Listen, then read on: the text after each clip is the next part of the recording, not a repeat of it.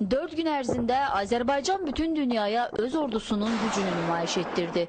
Bu 4 gün müddətində təmas xəttində qızğın döyüşlər getdi, cəbhəboyu rayonlarda isə gərginlik yaşandı. Sanki 24 il əvvəlki ssenari təkrarlanırdı. Amma bu dəfə hər şey fərqli oldu. Əvvəlcə strateji əhəmiyyətli yüksəklikləri silahlı qüvvələrimiz nəzarətinə keçirdi. Bununla da bütün cəbhəboyu Lalə, İlahi Təpə, Talış kəndi ətrafındakı yüksəkliklər və Seysulan məntəqəsini ələ almaqla əsas yüksəkliklərə sahib oldular.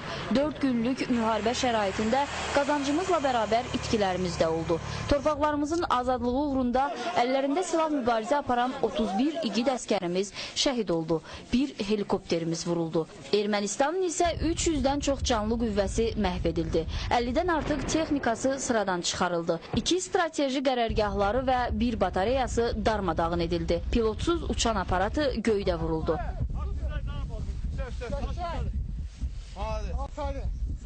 Artilleriya ateşinden ehtiyatlı olun. Sesi gözünün yolda Arxa cəbhədə isə əskərlərimizə dəstək aksiyaları keçirildi. Könüllülər Müdafiə Nazirliyinə müraciət etdi. Yaralı əskərlərimizə qan vermək üçün insanlar xəstəxanalara axışdı. Ölkə hüdudlarından kənarda yaşayan azərbaycanlılar Ermənistan səfirlikləri qarşısında nümayişlər keçirdilər, yürüşlər etdilər. 1992-ci ildə cəbhə bölgəsində olduğu kimi Azərbaycanın ilk müstəqil televiziyası ANS bu dəfə də ön cəbhədə idi. ANS Şirkətlər Qrupunun prezidenti öz kabinetində yox, əlində kamera, mikrofon cəbhə bölgəsində idi. ANS Şirkətlər Qrupunun vitse-prezidenti Mirşahin Ağayev də səngərdə idi. Bu dəfə onları milli qəhrəmanımız Çingiz Mustafayevin yadigarı oğlu Fuad tək buraxmamışdı. 24 il əvvəl də bu torpaqlardan ilk görüntüləri bu insanlar çəkirdi. Bu dəfə də bu missiyanı onlar öz üzərlərinə götürmüşdülər. Az qala düşmən gülləsinə tuş gələcəkdilər. Artıq ikinci dəfədir ki, Azərbaycanın ərazi bütövlüyü uğrunda gedən döyüşlərin canlı şahidinə çevrilən Vahid Mustafayev illər arasındakı fərqi belə izah edir. Yadımdadır, qabaqlar belə zərbələr nəticəsində dağıdılan mülki obyektləri, əsasən də ölən və yaralı vətəndaşları görən onların yaxınları və qalan əhali narazılıq edirdi və nəticədə Azərbaycan ordusu məqsədinə çatmadan döyüşü dayandırırdı. Bu dəfə artıq belə olmadı.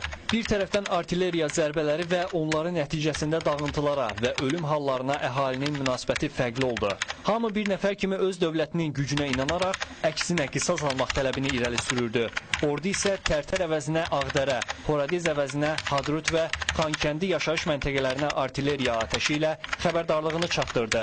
Həmin an erməni tərəfi Azərbaycan şəhər və kəndlərinə artilleriya zərbələrini dayandırdı. Ümummilli qüvvələrimizi səfərbər edib Başkomandan İlham Əliyevin əmrini alan kimi uşaqlı, böyüklü, qadınlı, kişili ayağa qalxıb işğal olunmuş torpaqları geri almaq əzmini ortaya qoydu. Yeri gəlmişkən Vahid Mustafayev bu dəfə qızğın döyüşlərdən kadrlar çəkməklə yanaşı, qaynar nöqtədən geri döndükdən sonra ANS Pressdə bu barədə geniş məqalədə yazdı. O, cəbhədə əslində nə baş verdi başlıqlı yazıda çox sualları cavablandırıb.